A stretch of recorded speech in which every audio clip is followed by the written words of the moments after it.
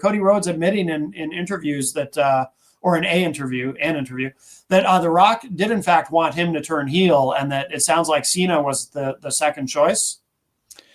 This is up there with who was the third man in the NWO. This is up there with that, in my opinion. Yeah. Because there's been theories like if Hogan wasn't going to do it, it was going to be Sting. Or Mabel was the third man. Look. Well, this is firsthand knowledge, though. Like, where I get that, but I don't see. I think turning Cody heel at this point would have been. It wouldn't have been good. I agree. Because you need any pro wrestling organization needs that pure white bread baby face. Sure. To get it over the hump. Because if you don't have that, then you have too many bad guys, or you have too many tweeners, which is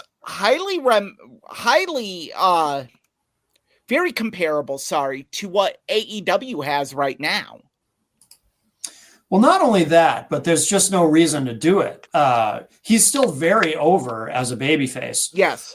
I know that one of the things that people have been talking about is, in terms of him potentially turning heel soon, is that, there were some boos for him at WrestleMania, and people cheering, I hate when my hats are with it, people cheering John Cena, but that's going to happen at a WrestleMania with that crowd.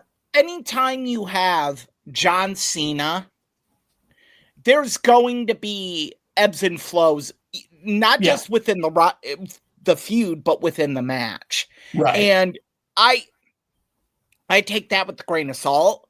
What I look at is, in the match with Randy Orton, based on the clips I saw, he had a very good reaction. When he comes out for SmackDown, he has very good reactions. Now is not the time I don't think you can ever turn Cody Rhodes heel.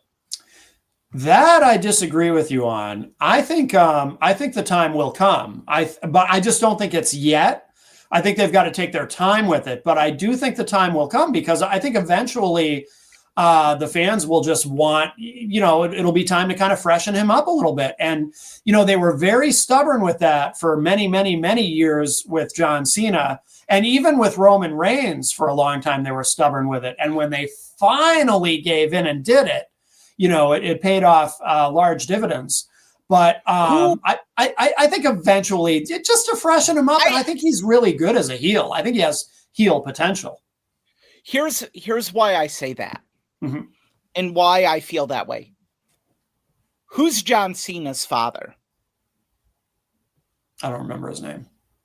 Okay. Who is I see where you're going. Who is Hulk Hogan's father? That is Mr. Balea. No. Who is Cody Rhodes' father? Right. But what does Dusty have to do with it? Dusty has to do with it because Dusty is probably the truest pro wrestling babyface ever. Sure. Yeah. Even when they tried to turn Dusty heel, they couldn't do it. Yeah. And you can sit here and throw, it was a piss poor storyline. The guys they had him working with were afflicted with demons, talking Louis Spicolli and Scott Hall. Whatever. No, the real problem was it just didn't make any sense. It doesn't make sense. And so many people, and I can't explain to you why they don't do this with Dustin Rhodes. They attach Cody directly to Dusty. And maybe that's by Cody's design, but in my opinion, Cody has gotten a huge, huge Dusty rub. In the sense of everyone is always going to see him as a babyface, even though his name, the American Nightmare, was meant to drive the opposite reaction of Dusty's The American Dream. And he does have heel characteristics.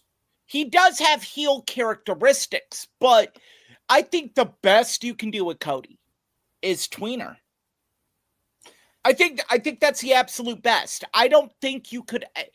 I've seen him as a full-on heel in AEW, and it just wasn't.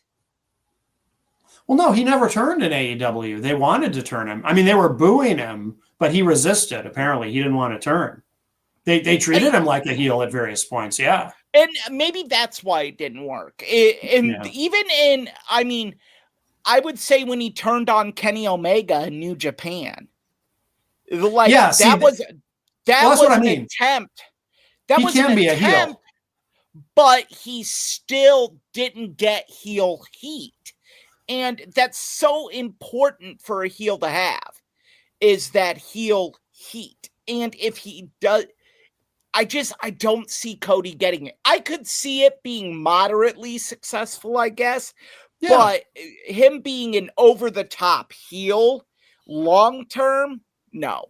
It's not him. Well, that's the thing. I don't think he'd have to change that much because, like I said, he does have heel characteristics. The way that he speaks, the way that he dresses at a time where a lot of people are mad at rich people, and here's this guy with his very expensive suits. I think he could pull it off. I think he'd be effective, but he might get tween reactions, but that's okay. I think. But here's what I just thought of. Yeah. I follow him. I follow Cody on Instagram and everything. How are you going to boo a guy that posts loving pictures of his wife, daughter, and dog? How are you going to boo a guy that is the slight, like he is more American than apple pie with ice cream on it? I don't think it matters. Kayfabe is kind of dead anyway. I mean, people separate the two. I don't think any of that matters. I do. I mean, look at Cena. Does anyone really believe John Cena is now this evil guy who actually hates the fans? No, but he's playing a character. But I've said this before on this program. The greatest characters come from a sliver of truth. Oh, sure. And I believe that John Cena has every negative thing he has said about the fans. He has felt a lot or a little over the last 20 years. Maybe. That's why it's so good, in my opinion. And people have bashed it and everything, and I'm loving it. I disagree. I do too. I think the end of last week's match at Night of Champions was a bit of a cluster. I think you had too much going on. The hug of him and Punk, and then Punk thinking, I got to look out for him, but I also got to look out for Rollins. And then Punk I think that you tried to do too much in a short period of time. Yeah. But at the end of the day, I don't know. I don't know. I think it could work. I think it could work. And if he gets tweener reactions, so what? I don't think it matters in today's environment. I mean, a lot of heels get, there's always going to be that segment of fans that cheer for the heel anyway. But what about like you, for example? Yeah. What about at SummerSlam? Because there's a theory, and again, I'm not going to try to Conrad Thompson this and say, did you know that this is what they're doing? I'm not going to do that. No, but there's a theory about where they're going with SummerSlam too. Well, the theory that some people have, and I assume this is not your theory because you don't seem to think they can do it, is that they're going to do a double turn at SummerSlam and Cena returns to being a babyface and Cody goes heel, and they figure out a way to work that. You don't think that's what it is. I don't think they can do a double turn with Cena at this point. You have to have him with a very strong tweener or heel in order for the double turn to work. And there has to be a build to the double turn. The best double turn in the history of the business was Bret Hart, Stone Cold Steve Austin. Yeah, absolutely. And there was a build to that. Yes. It doesn't have that momentum. But here's my SummerSlam theory. Okay. I think the road to SummerSlam begins next Saturday night. That Saturday night's main event? I think Gunther beats Goldberg Mm-hmm. in a very hard-fought, competitive match. Mm-hmm.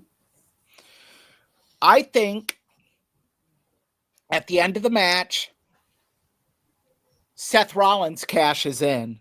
Mm-hmm. And everyone's like, oh, we get Gunther, Seth at one night of SummerSlam. That turns Gunther babyface. No, we don't. No? No, we don't. No. What is the biggest match they could do for Seth Rollins' first title defense? Against Cena? No, at SummerSlam. Rollins, Punk. Oh, okay. I mean, you. Oh, I see. Okay, I see. I was confused. Sorry. Yeah, I get it now. Yeah. Then you build even more momentum with Gunther becoming this babyface because now he's chasing the title he lost. Yeah. Unscrupulously lost. Yeah. And you have him overcome this adversity. But you have Punk Rollins at SummerSlam. Okay, that's interesting. And then you do that night one. Then night two to end the spectacular, you have Rhodes Cena. Okay. I think that I don't think you could do a stronger two main events. Because keep in mind, SummerSlam is 2 nights this year. Yeah, I forgot about that. So you need 2 strong main events. Yeah. And I don't think there's a better feud WWE has right now than Rollins Punk. Mm-hmm. Because it just entrenches almost every story on Raw. Mm-hmm. You can connect those guys to any rivalry because you have of the Bronson Reed effect, because of the Braun Breaker, Paul Heyman, all the ties these guys have. Sure. Okay. No, I like that. I think that is your money. And keep in mind that both Punk and Rollins were very successful in Ring of Honor, which SummerSlam is in New Jersey this year, which is was formerly a major Ring of Honor hotbed. Yeah. It's up there with Philadelphia for Ring of Honor. Okay. Well, that makes sense. So it would be huge. Yeah. To have that. Yeah. Night one. Yeah. I hope it happens because I think that put it in Hell in a Cell even. Like, make it have stipulations. Make this be the blow off. Yeah, I agree. I mean, I hate seeing it end, but man, what a way to end it. For the title, for all the marbles, Punk Rollins, and either way you go, fans are going to be upset. Fans are going to be upset if you have Rollins go over, or fans are going to be upset if you have Punk go over. But either way, you're going to make one group very happy. Yeah. And at the end of the day, with any main event, that's the best you can hope for. And I guarantee you will get, if you give them, you say, you know what? 9:15 match starts, 10 o'clock, we're going home. You give them 30 to 45 minutes, you have a match of the year candidate.